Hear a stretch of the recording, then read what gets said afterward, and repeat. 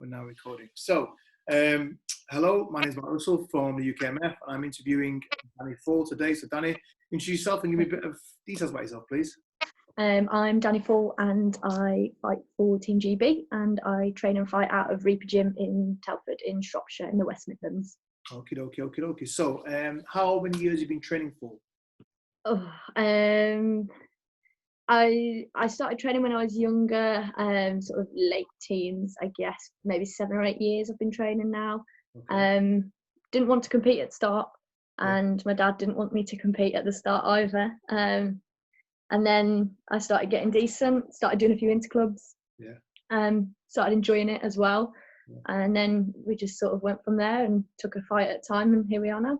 Okay, so your dad didn't want you to fight. Is that because he didn't want to get his bruised up? Or Yeah, me and my brother used to train together. He's a 6'2". He lifts weights and everything now. He's built for it. He's a unit, and we trained together when we were younger, in sort of our last years of secondary school. And he went off to do musical theatre, and I was the fighter, so it was completely like the opposite. Okay. And what's your dad's thoughts about you competing now then? He loves it now. He loves it. He gives me fight tips, and I'm like, oh, Dad, just. But yeah, he's okay now. I think he still gets that knot in his stomach because I'm his little girl.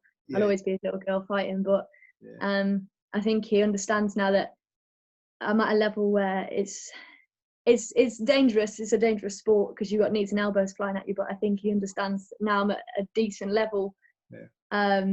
I can defend myself, and it's not like when you see N class fighting like crazy, but it's not like that with A class really, and professional Thai boxing. It's not the same. So I think he's used to it. Yeah. He's got to be, I suppose. Does he come and watch you live then? Yeah, I don't think he's missed a fight apart from obviously when we went out when I fought abroad. I don't think he's ever missed a fight in the UK. Wow. Yeah. My dad came to one of my fights. Mum never came to any of them. Didn't want to come. Really? Yeah. So, and even when you result, I've been watching it back on video, DVD or whatever, they're like, no. So it's like crazy. Yeah. But your brother, is he so now is he just gone off? Is he back in Thai boxing now, or? No, he came back a few years ago. He went off to London to do musical theatre. Finished his degree and everything. He came back a few years ago. Whenever he's home, he pops his head in the gym. Like he's frustrating because he could be fantastic. Like he's one of those people that could do anything. You know, they're one of them annoying, talented people that do anything. You're like, oh. Like you could give him a bowling ball and he'd like just score a strike, and it'd be like, oh. But he's off doing musical theatre in London now and abroad doing shows and things. So he's living the dream in a different light, if you guess, and I'm living my dream. So no, for sure. I mean, as you say, there's many people out there who can physically jump in and do whatever, but annoying. Mental game. It's a mental game as well, though.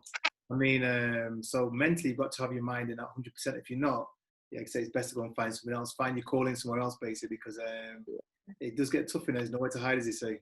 No, not at all. Not at all. It is. I think when you fight, it is sort of 80% mental. If you let your head get in the way, you've lost. You know yourself. It is mental. Yeah, for sure. It is for sure. And you've got to be mental to do it as well. Oh, obviously. For sure. So, you said you've been training for about 7-8 years. How long have you been competing for? I think I had my first fight when I was 17. I only ever had one junior fight. And that was on our home show, and I won by 4th round stoppage. It was phenomenal because it was in front of like 60 or 70 of my friends and family that I was sort of, back then I was like, oh yeah, I'm doing Thai boxing, and then all my friends wanted to come see that. I was at college and I had a fight. It was junior fight. It was a weird one. It was a junior fight, but I was 16, I think, or 17, 16. And we wanted to fight head contact, but on the day she was like, no, because I'm quite big for my weight. And I think that sort of carried me along the years as well. So sort of at that age, I was fighting at 48 kilo. Now I'm obviously fighting at 52, 54, and I've obviously grown up and grown in height and strength and stuff. So that sort of followed me through. So I've always had that advantage. And So I think that was my first fight, and then won by stoppage. And then I think I had one N class fight after that, which was full head contact, won by stoppage. And then that was it. Steve was like, right, C class now, you can get rid of the pads. I think I had 2 C class fights, and then we went straight into Pro-Am and then A class. Yeah, wow. So not much experience on the junior front and the like the N class front, if you like. Like nowadays, I think it's phenomenal the access the juniors have to fights and things. They, you know, like our team, they fight all over the world and they get all of this experience and they fight with head contact, and it's fantastic. Like when I was that age, I didn't have any of that. So it is good. Yeah, no, it makes a big difference to, like I say, the experience, because when I went to Lithuania with you guys, I was amazed. I was amazed by all the way you were treated, the organisation, the level of competition, and as you say, it puts them into good stead going forward. Because you say, I was the same. I mean, literally, we fought a few fights in England and said, right, okay, go and fight abroad. When you fight abroad, you went to fight in like N class, C class, you fight, okay, go and fight Rob Carmen, go and fight that. So it's like, really? It's like, so it's crazy. But and that was my sort of on the job training, so to speak. So and I say, as it's getting developed now, though, it's a different level now. Hopefully, I mean, obviously, from the results that were achieved abroad from the Worlds and these international competitions, it shows that Great Britain now has a brilliant team, a very strong team through all bases. So it's impressive to see, for sure. Yeah, it definitely is. Especially our junior team. They're just, a lot of them just clear the floor. Like when we went to Lithuania in I think it was February, wasn't it, this year? Yeah. It seems so long ago now with everything that's going on. Yeah. But our junior team, that was the first time I've seen and been part of the full Team GB. Last year, obviously, I was just on the senior squad in the Worlds, and the junior team were in Turkey separately. But yeah, it was nice to be all together and see the talent that we've got in the juniors in the UK. Like it's brilliant, and they're all fighting. They're absolute animals. They're all fighting elbows and knees to the head at like 14 years old. Jeez. No fear, man. No fear. No fear. Yeah, no, for sure. So how long have you been in the GB squad for? I made the team last February, the trials in 2019, so just over a year now. Managed to get to the Worlds last year. Unfortunately, the Europeans got moved and rescheduled, and then luckily made it to Lithuania. So I had 2 experiences with Team GB. Hopefully a lot more to come from now. Yeah, for sure. And how have you found the organisation, the competitions? How have you found them, the UKMF shows? The Worlds, when we went to the Worlds last year, was unbelievable. Like I fought abroad before, under professional Thai boxing rules. Canada, America, and Thailand as well. And especially Thailand, like when I fought professional, I got sent to the stadium on the back of a pickup truck, and they did my hands in the back of the pickup truck. Got there and they were like, "UK, you fight her," and I'm like, "Okay." This massive Thai girl that's like 54 kilo, and little old me like 51 kilos, sweating with these hand wraps on, and it was just so crazy. And then to go from that to the IFMAs in Bangkok last year, the organisation, from meeting at the hotel, we had like team meetings all the time with Tommy, who was absolutely phenomenal out there. Like his experience in IFMA, it was just fantastic to have on board last year when we went, because obviously it was my first tournament. And the quarterfinals was only my second ever amateur fight. So to have him with us and to organise it and meetings and then the whole event as well, with the ceremony, with the weigh-ins, everything was just phenomenal. Apart from we were fighting, we got to the semi-finals and they were like, okay, you're fighting in 2 days. Okay, cool. So we went to Khao San Road for like a bit of food, and then we came home. Obviously, I think we were the only ones left in the tournament. Me and Steve were. So we came home, and I think we got home at like 8:30 in the evening to get an early night, like for tomorrow, sort of training, tick over, and then the next day fight. We got a knock on the door at 6 a.m. the next morning.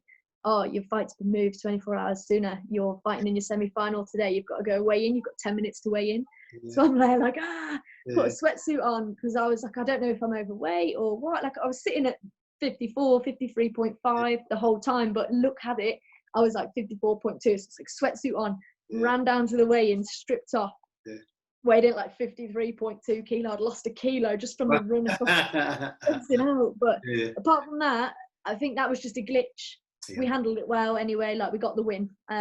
So, you know, I can't complain, but I think that was the only glitch. And apart from that, the organisation was just phenomenal. And again, with the Baltics, just superb, just all of it superb. Yeah, I know. I mean, sometimes these things are sent to try you, and yes, no matter where you are, there's always some sort of glitch. Ultimately, having these sort of testers now is always good, because as you get to compete, you kind of think, been through this, been through that, been through this. I know how to do it now. Easy. Yeah, I think it. I think after that experience, with what happened with the semi-final day, I just didn't have time to like mentally prepare. So you've just got to force it. You've got to force yourself to get ready. Whereas sometimes, if you know you've got a fight, you can sort of mentally sort of go through the motions, and you get to the venue and you suss it out, and you see the ring and you see your opponent, and you know, like I said, it is all mental, isn't it? So we didn't have that time to think. We just had to do. And in that, you know, in my case, luckily it worked, and I think that experience will help me throughout the rest of my career now. Any problems we have at weigh-ins, because it will happen, you know, it's going to happen. It's not just you, it's coaches, it's opponents, it's people around you, it's promoters. I think that experience will benefit me going forward. Without a shadow of doubt. And the thing is, it's better to adapt to different things. And the thing is that having experience will help you to adapt in anything. And for sure, it will die. There's no doubt in my mind, going forward in your career, you'll have more glitches, that's for sure. And definitely. You can now adapt and realise. So it's good. No, it's good for sure. Yeah. You say, you obviously told me the background about being in the squad, and what's the sort of thing you enjoy the most? I think opportunity. With Team GB, you get opportunity, don't you? I think the whole team vibe as well. Where else do you get to sort of be in a team environment and go and fight abroad and all cheer each other on? And it's, you know, we don't normally get that in our sport. You know, it's very lonely sometimes, because it's just you in there. Like, everyone's like, oh, you're not on your own, but ultimately you are. It's just you and your opponent in the ring. Like, you trust your coaches. Obviously you go through the 6, 8, 12-week camp, however long you've had to prepare. But I think with everybody involved, like when I fought in the Baltics in Lithuania in February, like I think I looked over my shoulder after round 1, and all the junior Team GB squad were there with their tracksuits on, and I was like, no way, like you don't get that. It was just really nice. Like, I think that was a key moment for me in Team GB, to have that like network of support there. And again, like obviously with the opportunity, like when do you go and fight in I don't know how many women were in mine, 8, 12 women tournament in Thailand with the best girls in the world. You don't get that, do you? To fight 3 or 4 times in a week. So no, it's very, very true. It makes you, like I say, makes you feel like you've arrived. When I fought in the K1, similar sort of thing really, and it's big, and you're thinking, you get appreciated what you do, all the hard work. But sometimes you do think, is it worth it? What's this for?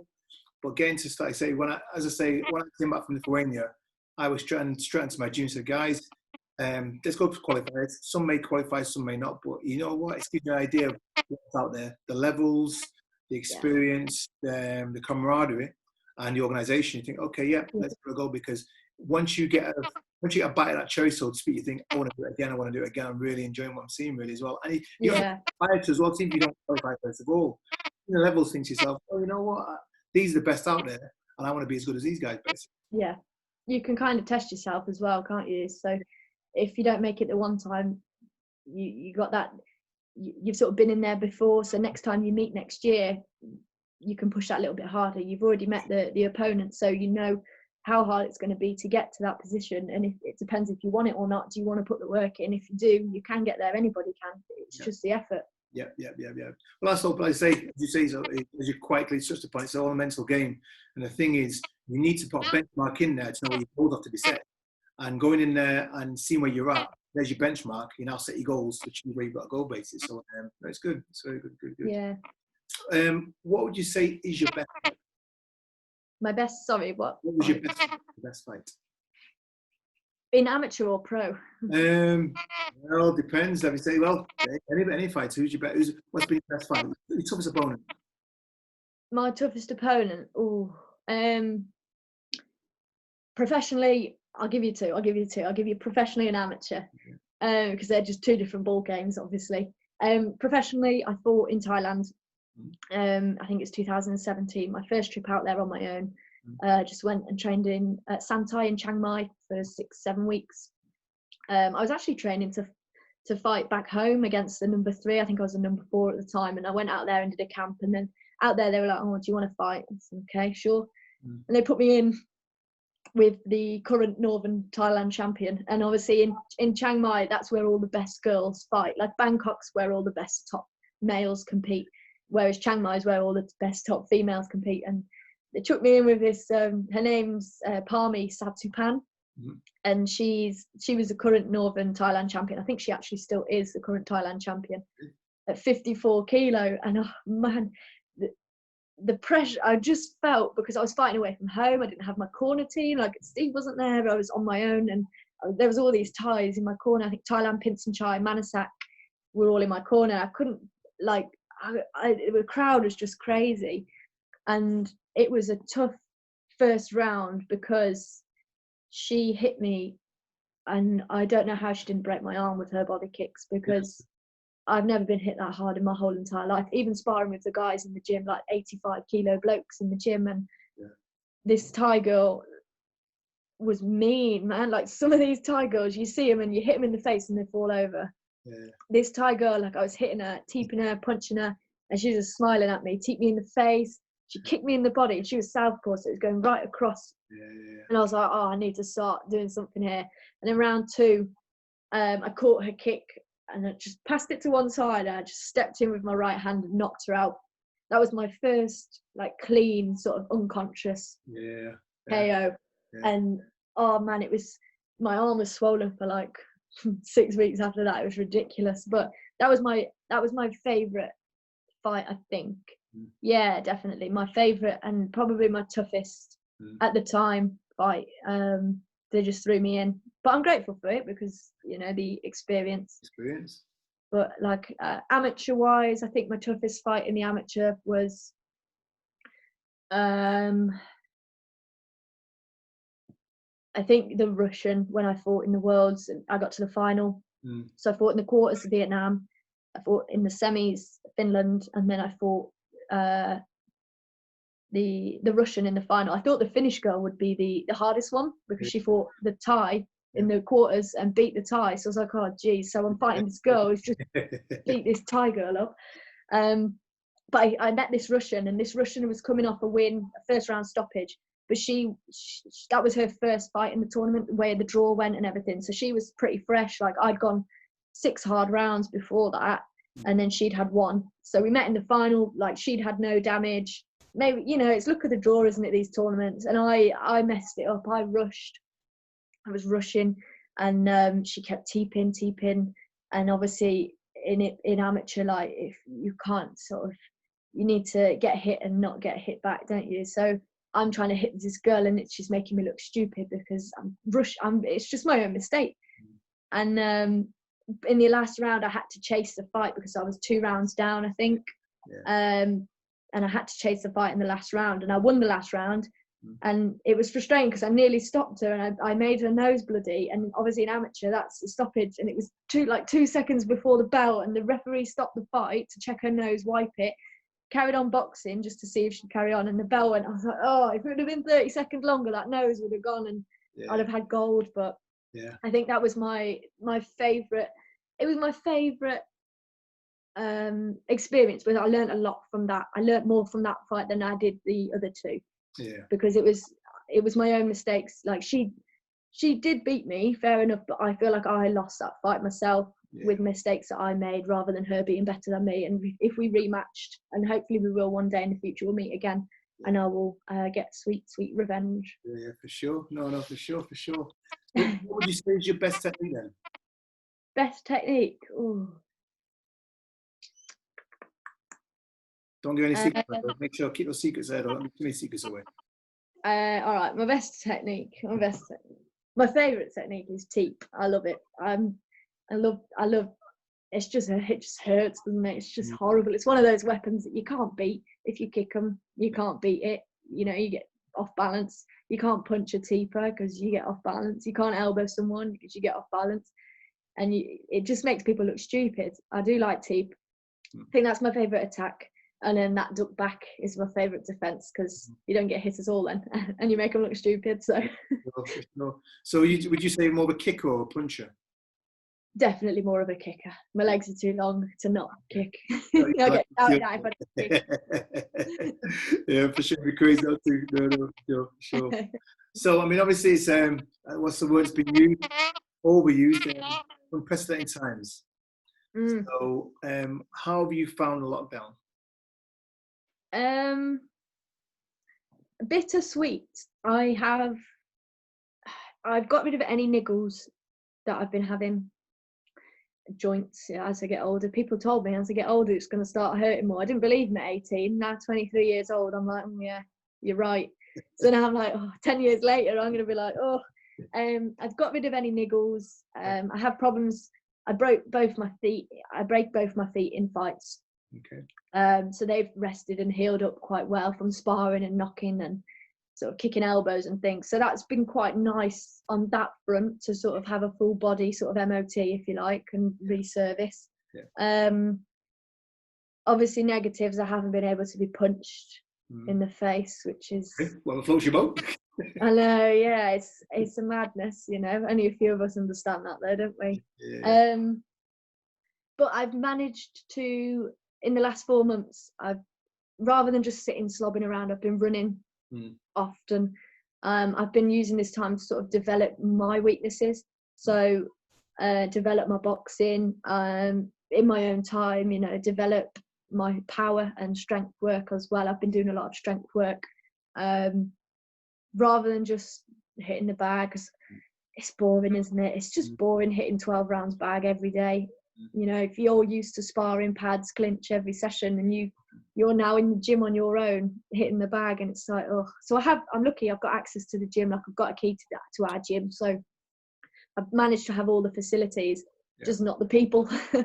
So I have used my time wisely, and I think when we come back to competing, that will show. You know, I will be a bigger, stronger version of myself, as cliche as that is. I think that it will pay off. Well, that's the key though, isn't it? I mean, ultimately, you get to a certain level and you should be improving every time anyway. And like I say, you should be doing a lot of self-reflection all the time. Self-reflection, thinking, okay, where's my weaknesses? How can I improve on them for sure? Because if you stay stagnant, you'll get found out. It's easy to read. People think, I know what's coming now. Danny's going to do this, and this. Yeah. I'll work her out. But every time you've got to bring a new trick to the game, you're thinking, wow, he's improved again. So that's definitely. I agree with that. I think I'm my worst critic. Like, if after fights, we'll watch fights over and over and over and over, to the point where I'm just like, sometimes I like sit there and I'm teary because I'm like, why didn't I do that there? Or why was my position off there? Or what did I do wrong there? Why didn't I capitalize on that sweep or that turn and knee? Or so I am my worst critique sometimes. But I think that's good, because it keeps me learning, it keeps me engaged, rather than being complacent and thinking I am all right now, like I can just coast. I always want to be better than yesterday. Always.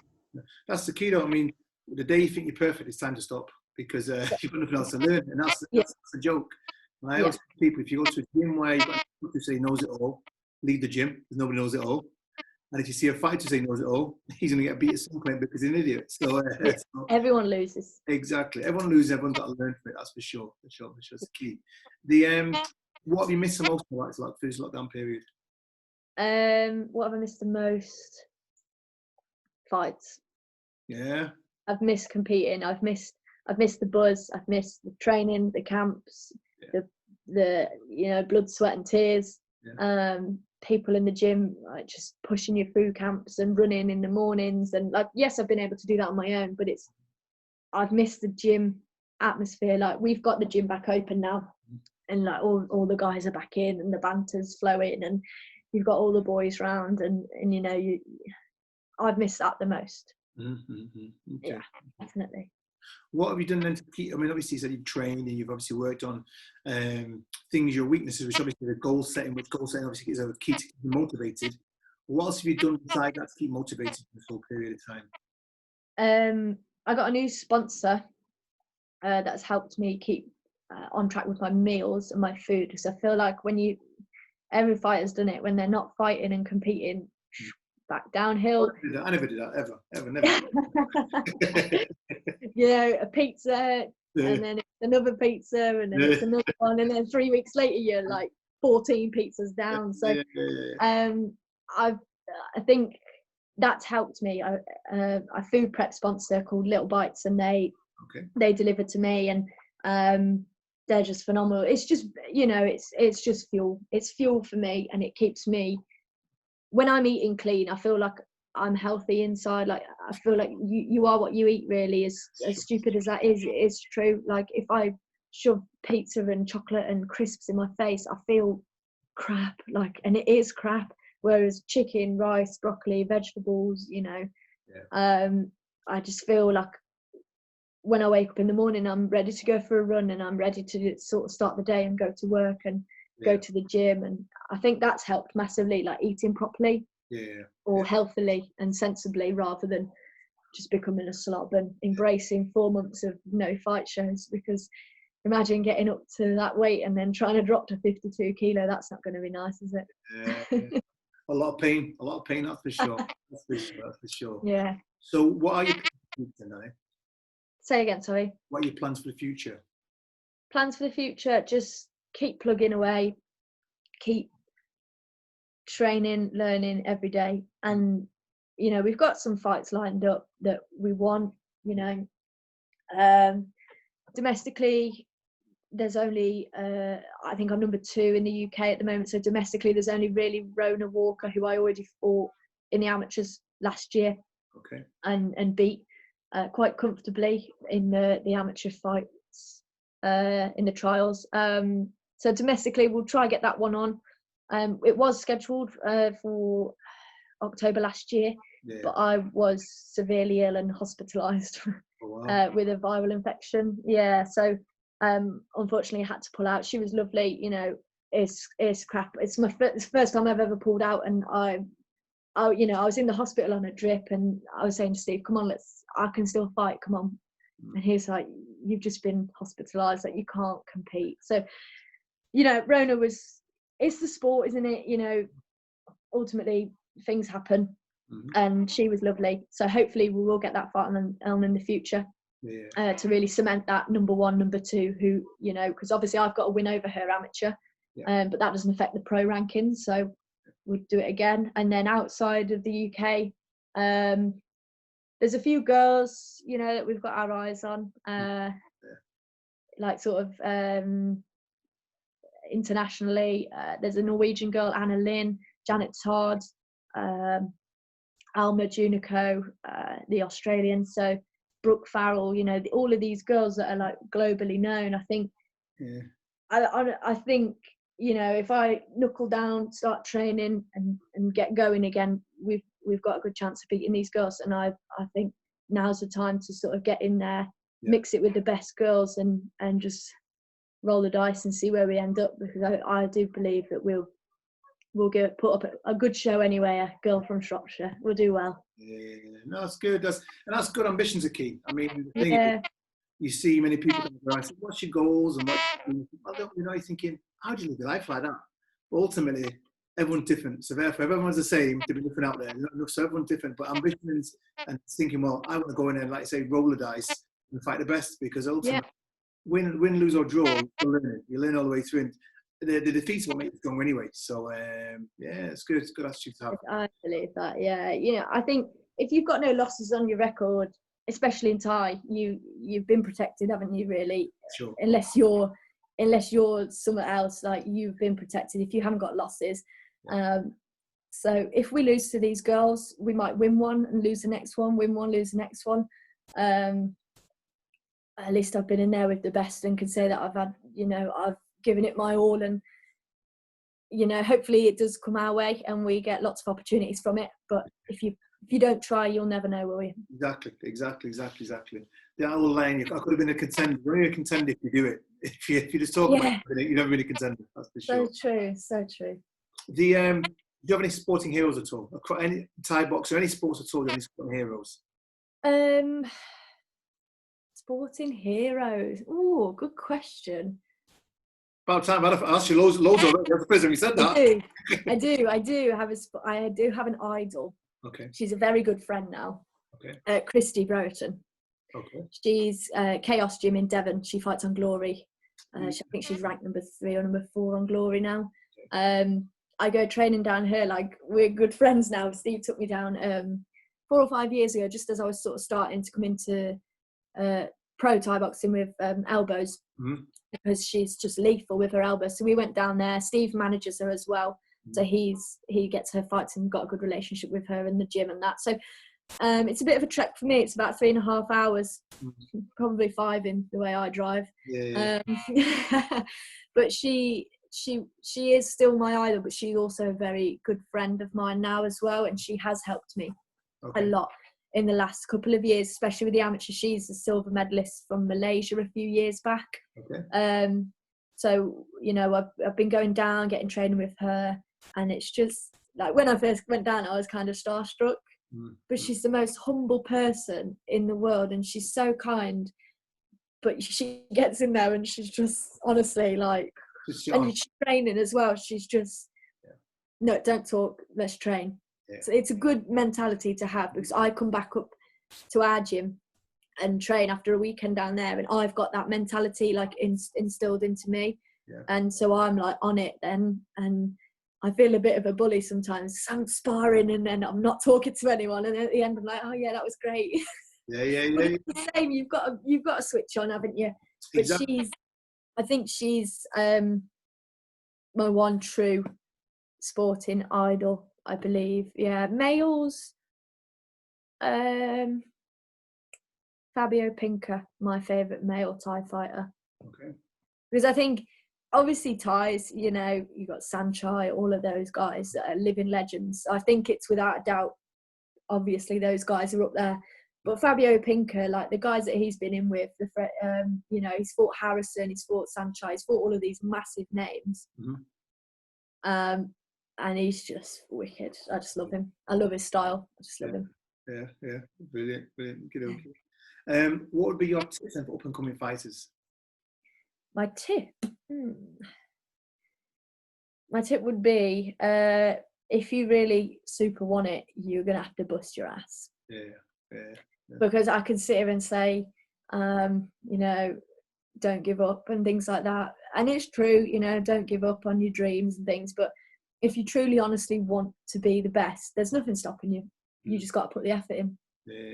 And that's what I say to our juniors that are coming through. One just made Team GB junior squad, and that's it now. I'm on him because if he doesn't put the effort in, he's going to fight Russian kids next year, full Thai rules, and it's not a joke anymore. It's it's not a game, and if you want to compete at the high level in this sport, it's serious. It is dangerous. Like, it is dangerous sport. So you need to just put the effort in, and you'll get the rewards. Yeah, no, for sure. And what do you see yourself as a role model then? I think anybody that fights at a high level and is successful would be a role model. I don't smoke. I don't drink alcohol, only on occasions. I'm disciplined. I'm in the gym every night. So I like to think that, the kids look up to me, and even some adults, that want to pursue their fight careers and start off. We do have guys in the gym that I like to think that those guys that are sort of starting off C class, B class, that they do look at my work ethic and think, if that's where I want to be, that's how I've got to train. I'm usually always the first one in the gym, usually the last one to leave, normally getting kicked out of the gym at the end. So I think anybody that's successful would consider himself as a role model. Whether people take on board my work ethic and everything else that comes with it, I'd like to think so, because it's the straight and narrow really with me. No, it's true. No black or white. No grey area. It's black or white, man. And that's what it's about. And the thing is, people take for who you are, But as you say, your mentality, you've got the right mental attitude, and I say you're making the right sacrifices as well. So yeah, for people watching you, they can see what's required to get to level base, and that's the key because. There's many sporting people I watch and you think, well, really, do you deserve to be the best? I don't know, because you're not really making relevant sacrifices. Yeah. You've got to sacrifice. To be honest, plus, when a fight gets hard, if you've sacrificed, you'll dig in. Yeah. You haven't sacrificed, you missed a few runs, or you've got 2 extra pizzas, you think, well, the fight's hard and I don't really deserve to win anyway because I had an extra pizza, I didn't do a run. So you can give up. So ultimately, doing a sacrifice is going to make you dig in and bite down that gum shield, so to speak. Yeah, definitely. That's good. Well, it's brilliant talking to you, but I always say to guys, the leaving note is, you're in a GB squad. And there's girls there now watching you, as you say, watching you as a role model, but all watching you thinking, we want your place. What are you going to tell them? They're coming for your place. They're knocking on your door saying, Dani, I want your place. What are you going to tell them? Come and take it from me then. Work hard, because I work hard. So work hard. Yeah. And if you deserve it, you will get it. Yeah. Honestly. Will you get it easily? No. You've got to work damn hard. But I do. I take every fight seriously. Mm-hmm. I don't cut any corners for any fights. Yeah. I did when I had, I think, my 4th or my 5th fight, and I didn't run as much as I should have, and like I gave her like 3 counts with elbows, and then I gassed out in like round 4, I think, and I just cruised round 5 because I was so knackered. But that could have been another stoppage on my record. Yeah. So it could have made it sort of a 50% KO ratio for me instead of however many, 45, whatever it is. So I think I don't cut corners. And I think that if you want to be the best, it's Team GB, isn't it? Yeah. You know, you're representing the whole country and the whole of the UK Thai boxing community. You've got to work hard. You've got to earn your place. Yeah. And if you earn your place, you deserve to be there. Yeah. That's the way I look at it. And you know, these up and comers, there's always someone better than you, always. Mm-hmm. But that's why I have to work harder, because and that's the key. No, always train like a contender, and that's the key. That's the way forward for sure. Yeah, definitely. No, that's great. Well, Dani, I really appreciate your time. Is there anything else you want to say before we go at all? Just thank you for the opportunity. It's like, you know, we've managed to go twice abroad in the last sort of 12 months. Yeah. Obviously, if COVID had naffed off sooner, we'd have been away again, I imagine, with the team fighting in the Worlds and things, which has been pushed back now. But I just think if you've got the opportunity to fight for your spot on the Team GB and get yourself to the national trials, just do it. Just go for it. It's just experience. It's full Thai rules, you know. It's more Thai rules than C class, because you're fighting with knees and elbows to the head. You know, C class you don't fight with knees and elbows, so it's kind of kickboxing. You know, it is Thai, but it's kickboxing because it's not knees and elbows to the head. So it's the most pure Thai boxing, I in my opinion, than C class or B class. So just get involved. Like, you know, you're padded up. It does hurt, yeah, but you can still go to work the next day. So that's what I would say. Just get involved. Yeah. No, that's great message. Like I say, it's been great talking to you, Dani. I mean, it's good getting a bit more insight into you. Because obviously last time I saw you in the field, I saw you talked to you briefly, and you're in that fight mode. So very serious. It's good. I was dying, wasn't I? I'd have to cut like 3 kilo from the plane and everything. For sure. But it's good. It's, like I say, it's great for the upcoming fighters to look and see what's required and dedication. Because I think these days a lot of people believe. I think the internet's a great source of information. But it's also a bane as well. So a lot of people think, oh, what they see on the internet, they've got it overnight. They don't realise what's required to get to where they are. Really. So yeah. I agree. You see videos and things online all the time now. That's the platform, isn't it, really? Yeah. You know, Instagram and Facebook, all the videos. It's barely like statuses anymore. It's just footage. Yeah. And I think that it's great, people getting their name out there, but it's tiny glimmer. And the fight as well itself is a tiny glimmer of you know, all the years and hard work and behind the doors. And even in the gym, you know, when you leave the gym, you've done your training session, you've hit pads, you've clinched, you've sparred, you leave the gym you're still training for that fight when you leave the gym and go home. You still got to eat, you still got to run, you still got to have a hot bath, you still got to sleep well. So it's not over, is it? It's just 6 weeks, 8 weeks ongoing. 24/7, that's for sure. It really is. Yeah, the mental side of things, you're constantly visualizing how the fight could go, how it can play out, and what you're going to do, etc., etc. So Yeah. it's 24/7 thing for sure. Yeah. God, yeah. Hey, yeah. No, Missed it. on that happy note. It's great talking to you, Dani, and I'll see you again soon. Look after yourself. Fabulous. See you later. See you later. See you later. Bye-bye. Bye.